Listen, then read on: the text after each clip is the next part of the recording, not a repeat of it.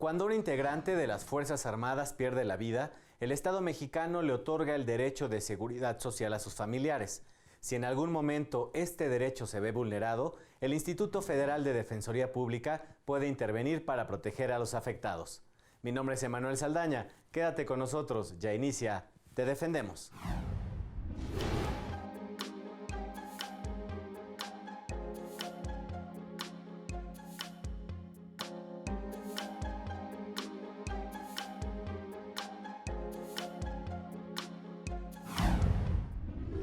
¿Qué tal? Hoy nos acompaña en el estudio el licenciado Jorge López García, asesor jurídico federal. Bienvenido. Mucho gusto. Jorge, pues para entrar en materia, el tema del que hablaremos hoy, platícanos cuál es la ley que regula los servicios de seguridad social para los integrantes de las Fuerzas Armadas. La ley que otorga prestaciones sociales es la ley del Instituto de Seguridad Social para las Fuerzas Armadas Mexicanas. ¿Esta ley qué tipo de prestaciones de seguridad social prevé para los integrantes de la milicia? Comprende varias prestaciones, entre ellas hay una que se llama haber de retiro, otra se llama pensión, otra se llama compensación cuota única, servicios hospitalarios, servicios farmacéuticos, vivienda, becas. Es una infinidad de prestaciones que se les otorga a través de la ley a los militares en activo. E inclusive también a los militares que ya están en retiro tienen acceso a ese tipo de prestaciones. ¿Nos podrías explicar un poquito más en qué consiste cada una de estas prestaciones? Sí, claro que sí. Por ejemplo, hay militares que llegan a una cierta edad, 20 años, la ley del ISFAM, dice que los militares que llegan a 20 años tienen derecho a recibir un haber de retiro. El haber de retiro más o menos tiene una similitud a una pensión de por vida. La compensación cuota única es cuando el militar no llega a los 20 años, pero tiene más de 5 años en el activo y el ejército le dice, oye, la compensación es una cierta cantidad de dinero que se le entrega al militar, pero la gran desventaja es que no tiene acceso a las prestaciones de seguridad social, hospitales, servicio farmacéutico, atención médica integral. Otra, por ejemplo, es la pensión.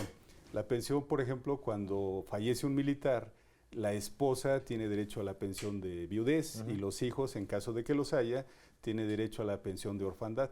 Ese tipo de prestaciones. Otra es que a los militares también se les apoya con vivienda. Se les hace un cobro como de una renta que le llaman a aportación para la renta. También tienen becas los hijos de los militares. La gran ventaja es que los hijos de los militares, si el militar está en activo, los hijos pueden estudiar en escuelas privadas y el ejército absorbe ese tipo de erogaciones, ese tipo de gastos. Vivienda también, créditos hipotecarios, créditos personales para consumo. Es amplio lo que los militares en un momento dado reciben a través de la ley del ISFAM. Estas prestaciones que nos platicas pues suenan similares a las que podríamos tener los empleados ya sea de la iniciativa privada o del gobierno, ¿no? ¿Cuáles serían las diferencias que podríamos encontrar? Hay una diferencia muy importante y esa diferencia es que los militares, el artículo 123 de apartado B, fracción 13ª de la misma Constitución, dice que los militares se rigen bajo sus propias leyes. Esa es la diferencia que lo hace con los civiles. Aquí, por ejemplo, hay una situación muy relevante de que los militares, ese tipo de prestaciones que les otorga la ley, están condicionados a ciertos requisitos. Un ejemplo de ellos es que si el militar, por ejemplo, está sujeto a un proceso penal y a su vez le estaban otorgando la prestación de apoyo para vivienda, el ejército puede retirarle la vivienda porque está sujeto a un proceso penal, obviamente bajo la justicia castrense. Esa es una cuestión. La otra es que, por ejemplo, a los militares, si fallecen, aquí hay algo muy importante. Un militar puede fallecer en actos dentro o fuera de servicio. Generalmente la ley civil dice que si fallece, en este caso el trabajador, tiene acceso a ciertas prestaciones. Por ejemplo, la esposa, pensión de viudez, los hijos a pensión de orfandad. Pero acá los militares no. Si el militar no cumple con los requisitos de 20 años de servicio en el activo, o bien fallece en actos fuera del servicio, los familiares de los militares quedan excluidos automáticamente de esas prestaciones. Esa es la gran diferencia que se establece entre la ley castrense y la ley civil. Eso es básicamente lo más importante. ¿Y qué sentido tiene que los militares se rijan por sus propias reglas? Lo que pasa es que la ley que crea el ejército está propiamente enfocado para la defensa de la soberanía, la integridad del territorio y últimamente para dar seguridad interior al país. La ventaja de que se rigen bajo sus propias leyes es que tienen que estar sometidos a una jurisdicción militar castrense para los efectos de si ellos llegaran a cometer algún delito en el ámbito militar, que no están excluidos, por ejemplo, últimamente de los asuntos o de los casos que uno ve cuando los militares tienen algún enfrentamiento contra un grupo de la delincuencia organizada. Entonces, en ese sentido, se habla un parteaguas de decir qué justicia es la que se va a aplicar, la castrense o la civil. Aquí es importante diferenciar que tratándose de afectación a civiles, se tiene que aplicar la ley civil. Y aquí lo referente a cuál es la diferencia que se rijan bajo sus propias leyes para los efectos de que en un momento dado los militares tengan esa certeza o esa seguridad de que no se les va a aplicar de manera arbitraria una ley civil cuando el acto es netamente castrense, en este caso de la milicia. Y en los asuntos de servicios de salud, ¿cómo se administran? ¿Tienen sus propios hospitales? ¿Quién administra todos los servicios de salud que se ofrecen a los militares? De hecho, algo muy relevante es el hecho de que el ejército tiene hospitales especializados, creo yo que son de excelente nivel. Aquí, por ejemplo, tienen hospitales, el Hospital Central Militar tiene todas las especialidades, puede ser odontológicas, de optometría, medicina de rehabilitación, y son de los hospitales que tienen mayor preparación o especialidad o capacitación. Obviamente todo ello implica que los militares no solo tienen el acceso a los hospitales, sino también a los servicios farmacéuticos, a consultas, no solo de los militares, sino también de los familiares, pueden ser las esposas, las concubinas o los hijos. Y inclusive hay una situación importante, los hijos de los militares pueden tener acceso a esa prestación pasando los 18 años, siempre y cuando se acredite y demuestre que siguen estudiando. Muy bien, Jorge, pues es momento de hacer una pausa. Al regresar seguimos hablando sobre este tema. Correcto. Vamos al corte, no le cambies.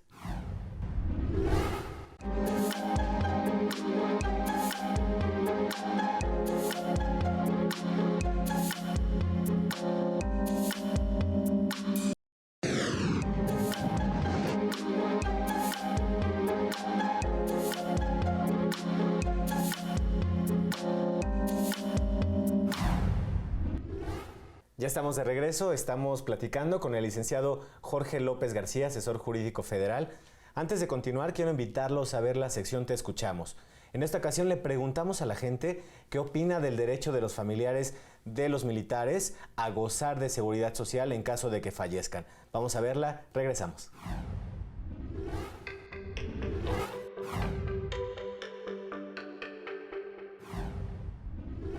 Yo pienso que sería necesario, es un beneficio que deberían de tener ellos porque quedan totalmente desamparados, ¿no? Pueden a lo mejor quedar sin su familiar, pero quedar amparados por medio de alguna indemnización y bueno, el servicio médico para esposas, hijos, es necesario para ellos, para un buen vivir. Bueno, yo pienso que sí deberían tener todas las prestaciones. Absolutamente todas, sobre todo porque mueren en el momento de que andan cumpliendo con sus funciones. Sí, porque es como incentivarlos a que hagan bien su trabajo y saber que tienen una seguridad, que su familia van a estar protegidas. El derecho a la salud debería de ser para todos y de una forma en donde pueda existir un buen servicio y que también existan los medicamentos, porque ya también hasta los están retirando.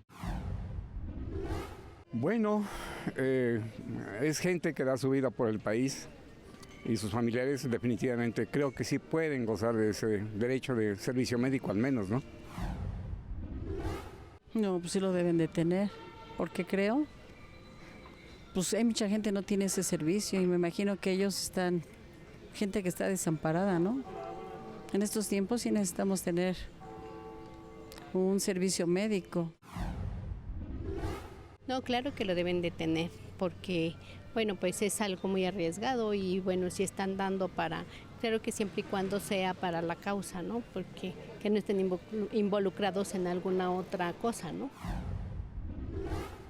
Por supuesto, claro que sí. Claro, aunque no muera el incumplimiento de su deber, por el simple hecho de estar en el ejército, tienen derechos sus familiares, claro, por supuesto. Bueno, ya faltando el jefe de familia, pues con qué los mantenemos si no los jubilan, pues es necesario porque ya se queda usted con la pensión y ahora los doctores cobran ya muy caro. Pues yo creo que sí debería de ser algo que debería de estar establecido en esa parte, ¿no? Porque muchas veces pues los militares llegan a sufrir pues no sé, un percance o algo así y la familia pues es la que se hace responsable, ¿no? No cuentan como tal con un sustento en donde puedan tener un apoyo. Yo creo que sí debería estar a favor de eso. Ahí estuvo la opinión de la gente. Jorge, y bueno, pues ya hablábamos en el bloque anterior, nos explicabas en qué consiste esta ley que protege a los militares. Y bueno, ahora hablemos sobre el principio de convencionalidad y cómo prevalece ante la legislación militar. Pero antes, para la gente que nos está viendo, explícanos qué es el principio de convencionalidad. Tu pregunta se me hace muy interesante, sobre todo porque hace rato yo comentaba que los militares se rigen bajo sus propias leyes, como lo establece la Constitución. El principio de convencionalidad es el principio que aplica a todas las instituciones del Estado mexicano, derivado de los tratados internacionales que México como país ha firmado con otros estados. En este caso hay un tratado que se llama de la Organización Internacional del Trabajo. Este tratado es interesante, ¿por qué? Porque aplica en este caso por encima de la legislación castrense. Entonces, hablando del principio de convencionalidad, el principio de convencionalidad permite que la parte normativa de ese tratado internacional pueda ser invocado para aplicarse a un caso en particular, en este caso a un militar. Entonces, esa es una gran ventaja. Y en términos generales, el principio de convencionalidad es el derecho que surge de los tratados internacionales que nuestro país ha firmado con otros estados. Tratándose de diversas materias, puede ser de salud, pueden ser económicos, pueden ser sociales, pueden ser de libertad, pueden ser de seguridad. Eso es relevante en el aspecto de la pregunta que tú comentas. Y bueno, y en el día a día, ¿cómo este principio de convencionalidad beneficia tanto a los militares como a sus familias? Hay una cuestión muy relevante en la pregunta que formulas, porque la ley del ISFAM dice que los militares tendrán acceso o derecho, los familiares, para una pensión de viudez y de orfandad, siempre y cuando los militares han dado sus puestos. Uno, cuando el militar cumpla más de 20 años en el servicio activo, y si el militar fallece, la esposa, la concubina y los hijos tienen derecho a una prestación de pensión de viudez y de orfandad. Pero también la ley del ISFAM dice que si los militares fallecen en actos dentro del servicio, teniendo más de 5 años, pero menos de 20, tendrán acceso a las prestaciones de pensión de viudez y de orfandad. Hay un caso muy relevante. ¿Qué sucede cuando los militares no llegan a los 20 años y fallecen en actos fuera del servicio? Es decir, el militar puede tener más de 5, pero no los 20. Si el militar fallece en actos fuera del servicio, en automático la ley dice no tiene acceso a una pensión de viudez ni tampoco de orfandad. Esto limita o limitaría en exceso el derecho de los familiares del militar que ya ha fallecido, porque prácticamente le cierra la puerta. Aun cuando en un momento dado uno dijera, oye, pero el militar tenía más de 15 años, no llegó a los 20, ¿qué hace el ISFAM? El ISFAM dice, conforme está establecida la ley, lo único que le corresponde en este caso a la viuda sería una compensación cuota única. Y esa compensación cuota única es como si le entregaran una cantidad de dinero a la viuda, pero es todo. Y se desatiende de la prestación de seguridad social, servicio hospitalario, farmacéutico, atención médica integral. Aquí, México, al haber firmado un tratado de la Organización Internacional del Trabajo, ese tratado establece que basta con que alguna persona haya cotizado más de 15 años para que se le reconozca el derecho de tener acceso a la seguridad social. Aquí, por ejemplo, ese principio de convencionalidad se aplica a los militares para los efectos de decir, Si bien es cierto el militar no tenía los 20 años y fallece en actos fuera del servicio, ese principio de convencionalidad se invoca a través obviamente de un juicio para que los órganos jurisdiccionales que en este caso conozcan de ese asunto, en este caso estamos hablando del Tribunal Federal de Justicia Administrativa, posteriormente un tribunal colegiado en materia administrativa, ellos tendrían la facultad de aplicar ese principio de convencionalidad en beneficio de los familiares del militar que falleció. Al final, eso implicaría que aun cuando la ley castrense rige para los militares, lo que presupone que no es absoluta, sino al final de cuentas, ese principio de convencionalidad está por encima de la ley castrense en beneficio, en este caso, de los familiares del militar. Esa es una gran ventaja, el principio de convencionalidad. Ahora, dinos, ¿cuál es la labor de los asesores jurídicos federales para la protección o para que hagan valer los derechos de los militares? La labor que nosotros desempeñamos es muy trascendental, sobre todo porque muchas de las ocasiones los militares están educados o están instruidos para la obediencia, y a veces es decir, es una orden y la acatan, pero no están acostumbrados a disentir de las instituciones armadas, y no tanto porque digan se van a rebelar, sino simplemente para hacer valer sus derechos. La labor que nosotros hacemos como asesores jurídicos federales implica que nosotros prácticamente orientamos a los militares para que hagan valer sus derechos. Y no solo eso, sino también nosotros los patrocinamos cuando el Instituto de Seguridad Social les niega algún derecho. Claro. Porque suceden muchas cuestiones. A veces, por ejemplo, en esta situación del país que está viviendo, los militares han estado inmersos en este tipo de actividades de policía, fallecen, y al final de cuentas decir, bueno, pues ya el militar ya falleció, pero quedó la esposa y los hijos en el desamparo. Y muchas de las ocasiones los familiares no saben qué hacer.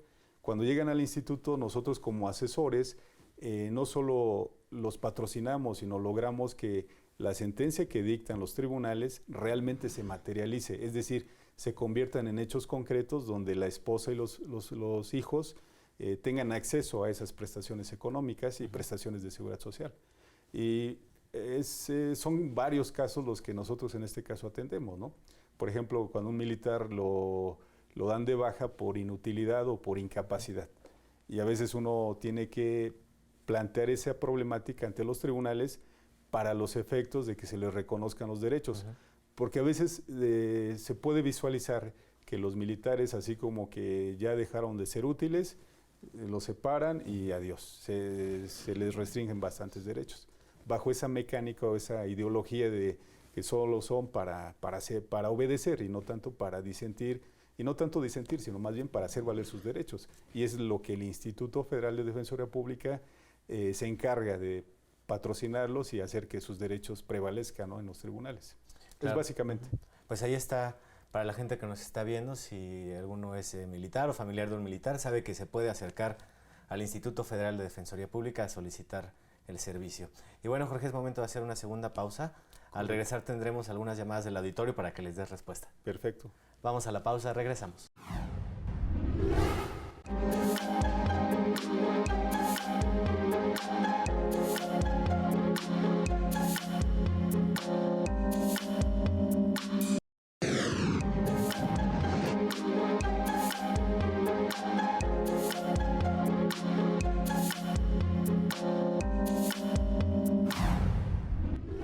Ya estamos de vuelta, gracias por continuar con nosotros. Ya tenemos algunas llamadas del auditorio en la sección Te Respondemos. Vamos con la primera llamada. Es de una señora que pregunta qué requisitos se necesitan para que un militar le otorguen su haber de retiro. Bueno, uno de los principales requisitos para que le otorguen el haber de retiro es que el militar tenga más de 20 años de servicio en el activo. Es un requisito básico. El militar, esa prestación es vitalicia, es de por vida. Es un beneficio económico que le asiste al militar por haber trabajado dentro del Instituto Armado más de 20 años. Es para toda la vida y obviamente no solo eso, sino tiene acceso a las demás prestaciones de seguridad social, servicio hospitalario, farmacéutico, atención médica integral. Es decir, es completo el beneficio del haber de retiro para los familiares para el militar y los familiares, ¿no? Muy bien. La siguiente llamada Es de un señor que nos pregunta qué pasa si su concubina que fue militar fallece. Él pregunta si le corresponde alguna prestación de seguridad social. Es una pregunta que se me hace muy interesante, sobre todo ¿por qué? Porque gran parte de la mentalidad que tenemos como sociedad se dividía esa situación de hombre y mujer, y a veces como que al hombre le exigían mayores requisitos. Ahora con esto de la equidad de género, los requisitos son similares, son iguales. Aquí esta persona, si él está en esa posibilidad, en esa situación, tiene todos los derechos para acceder a las prestaciones de seguridad social. En este caso, si la viuda o en este caso la concubina llegara a fallecer, él podría tener acceso a las prestaciones de pensión de viudez.